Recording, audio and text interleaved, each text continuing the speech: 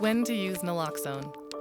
Overdose is the #1 cause of death in Americans under the age of 50.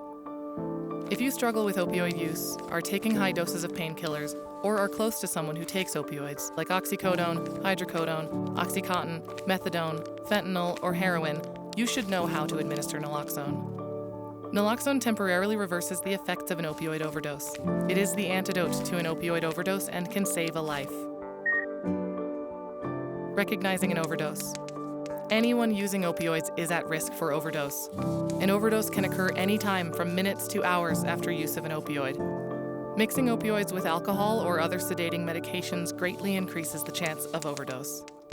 Learn to recognize the signs and symptoms of an opioid overdose. They include a person who is unresponsive or overly sleepy, abnormal breathing, including breathing that is slow, erratic, gurgling, or no breathing at all, a face that is clammy or colorless, pinpoint pupils, blue lips or fingertips, or a pulse that is slow or has stopped.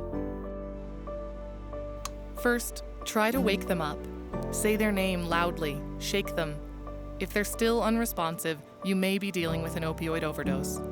If you're with someone else, tell them to call 911. Then, prepare to administer naloxone. Naloxone is only effective for opioid overdoses, but if you aren't sure what substances are involved, you will not do any harm by giving naloxone and you may save a life. Here's how to use Narcan nasal spray. Begin by laying the person on their back, tilting their chin up and making sure that their airway is clear.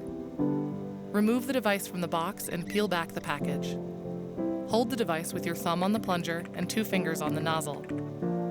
Place the nozzle in one of the person's nostrils until your fingers touch the bottom of his or her nose. Then press the plunger firmly. This releases the dose into the nostril. After administering naloxone, call 911 right away. Naloxone is not a replacement for medical care, it just helps to keep someone alive while you wait for professional help.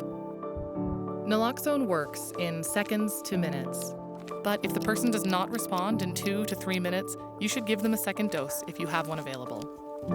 Once you've administered naloxone and called 911, you can consider providing CPR or rescue breathing. If you're unfamiliar with these skills, the 911 operator should be able to instruct you. Once an overdose victim is breathing, roll them onto their side, into the recovery position. They may be confused or upset, and giving naloxone may cause opioid withdrawal. Stay with the person until emergency personnel arrive. Overdoses are scary to witness, but with naloxone, you can help stop them before it's too late. Thank you for being willing to save a life. Naloxone is available without a doctor's prescription to anyone who asks for it at pharmacies across Colorado. Naloxone is covered by most private insurance as well as Medicaid and Medicare. If you or someone you know is at risk for opioid overdose, get naloxone today.